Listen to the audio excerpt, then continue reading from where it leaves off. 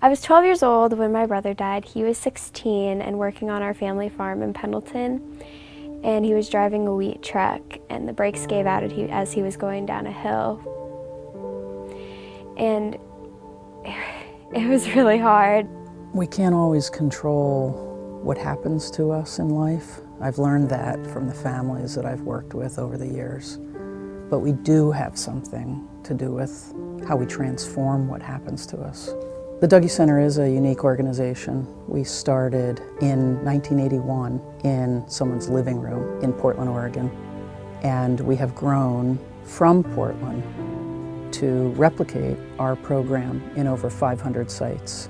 So clearly the need for services for children who've had a death that has impacted their life is something that is universal, and it started here. It's just great because you can be around people who just know, and you don't have to explain every little thing to them because they just get it.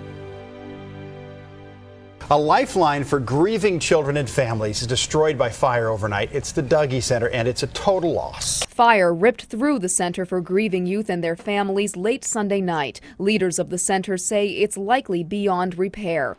Tragically, on Father's Day 2009, our building that we had been in for 22 years was destroyed by an arsonist. As I stood there watching those flames and watching the building, it was devastating. So it's been horrible. I wouldn't want anybody to have to go through something like this.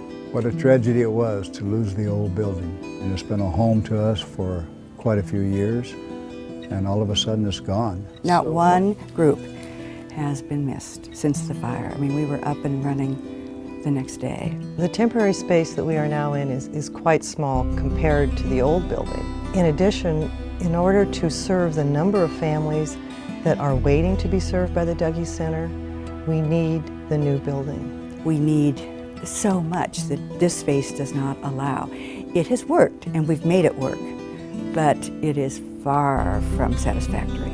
My mother died when I was 5, and there was no Dougy Center. We lived in Eugene. It was 1971. My father was ill-equipped to help us deal with our grief because he was so grief-stricken. And I feel like if I would have had a Dougy Center, I could have learned to deal with my grief, work through my grief, rather than carrying this open wound my whole life.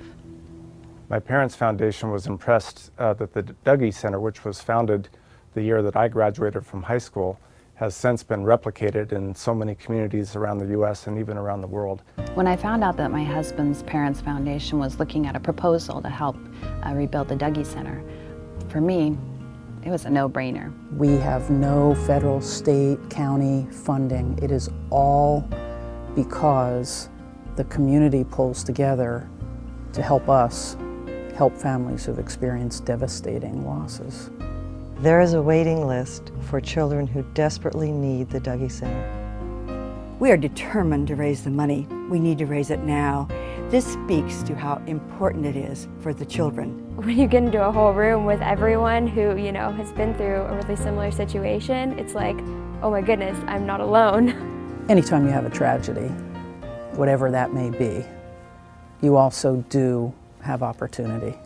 And as horrible as this destruction of our facility, being victims of crime, was, we are choosing to transform it into an opportunity